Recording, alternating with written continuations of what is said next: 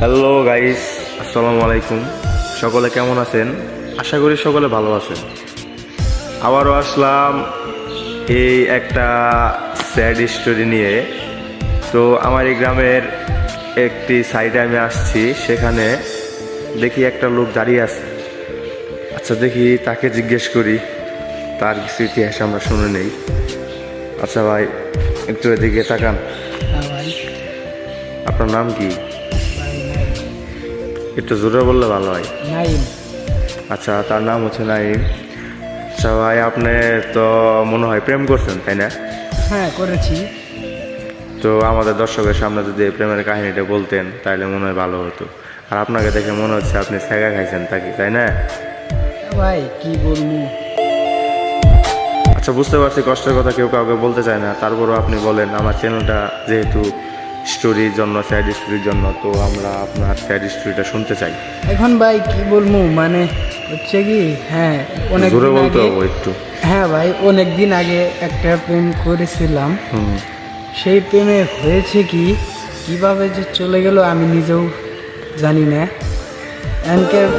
এখনকার মেয়েদের কোনো বিশ্বাস করতে নেই। রাইট। আচ্ছা, তাহলে আপনি বলেন, আপনার কাহিনীটা শুনি আমরা।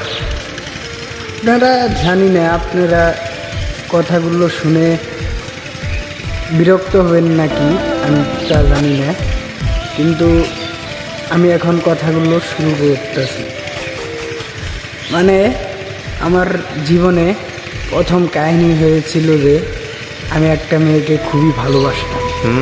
সুন্দর। সেই মেয়েটি আমাকে দুঃখ দিয়ে অন্যজনের হাত ধরে চলে গিয়েছে। আচ্ছা আচ্ছা, কেন কেন চলে গেল?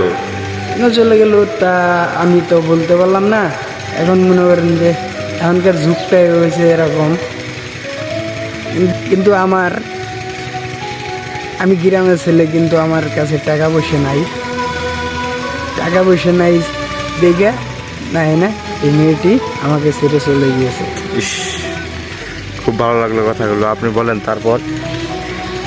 তারপর আর কি, চলে যাওয়ার পর দুদিন পরে আবার ওই মেয়েটি আমাকে আবার ভালোবাসতে চাই।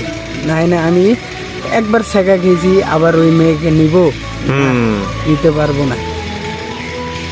কারণ বলেছে যে আমি ওই মেয়েটাকে, ওর বাবা মা সব বলেছে, আমি কিন্তু নিব না। অন্য জনে ছেড়ে গিয়েছে, আবার ওই মেয়েটাকে আমি নিয়ে আবার কি আমি করবো? আচ্ছা, তাও আপনার কথা শুনে বুঝতে পারলাম যে একবার কেউ আঘাত দিলে তারপর সে ফিরে আসতে চাইলে তাকে নেওয়াটা উচিত না, তাই না? হ্যাঁ হ্যাঁ হ্যাঁ। আচ্ছা, এটাই আপনার থেকে আমরা বুঝতে পারলাম। তো আশা করি দর্শক মণ্ডলী তার কথা শুনে আপনারা বুঝতে পারলেন যে ভালোবাসাটা আসলে কেমন, বা চলে গেলে তাকে আবার ফিরিয়ে নেওয়া যায় কিনা। আশা করি বুঝতে পারলেন। তো এই ছেলেটা কিন্তু তাকে মনে হয় আর নেবে না, কারণ তাকে যেহেতু একবার আঘাত দিয়েছে, কি তাই না নাইম? হ্যাঁ ভাই। তো আপনি এখন কি করতে চান?